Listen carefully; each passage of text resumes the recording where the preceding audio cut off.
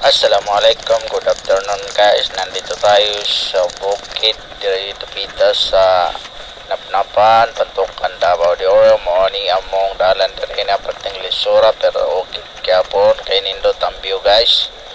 Moani na nag-ulan diri sa among dapit. Moani kabagkilid among dalan pero okay gyapon kay magkalingaw sa atong mata guys. Kailangan jud more expert ka sa mga inguna ni guys kay kung dili ka expert dili ka driver alas tanan ng mga driver puro mga haud kayo guys. Mao na sa taas sa tanan ng mga driver diri sa Davao de Oro kay mga sakalam mga gahi og kamot gahi og tail kay di basta-basta matumba. Mao ni ka mga kaastig ang mga driver diri sa Diatparo guys. Tapos karon panahona kay perting kusog ang ulan, perting okay ha ang dalan guys danlog kayo.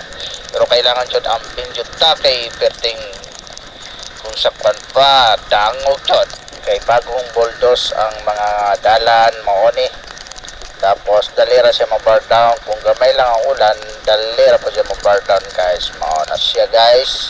Tapos pagkauman ni hapit na ta maabot sa gitawag na Troyan guys na mao ni nag-viral sa mga vlogger. Tapos ang nakanindot po kay murag kanang okay po siya kay akong paminaw murag Bagyo guys. Mao ni gitawag na Troyan. Hapit ni maurot ang dalan guys kay gamay na lang kayo bago na siya back down tanan. Tapos okay gyapon na may maagian mao ni guys na walay lain ang kaagian mao ni ang dool sa Pantukan. Salamat kayo kay nawala ang ulan kay ganiya pagikan ako sa balay kay talegsik. Tapos nasugatan ako ang ulan diri sa tunga-tunga sa dalan guys. Mao to na pating kusog ang ulan mayo kay wala na pa sa atong GoPro kay naka waterproof man siya na kising guys. Mao na akong isolo bago ko mulakaw kay kabalumang ko na mag-vlog ko kay murag nindotang i-vlog kay ting ulan mo na dandog ang dalang karon. Salamat kayo na wala jud ang ulan.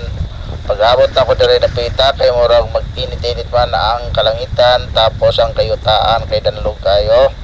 Mao ni pod ang pinakalisod diri kaning dapita kay danlog kayo luto ang mga bato guys. Mao na mag-amping jud ta guys. Tapos ang nakanindot po diri kay daghan ng mga tanom diri ng mga durian. Diri ang pinakabarato pag-abot nimo diri dapita kay may mga tanom na durian diri.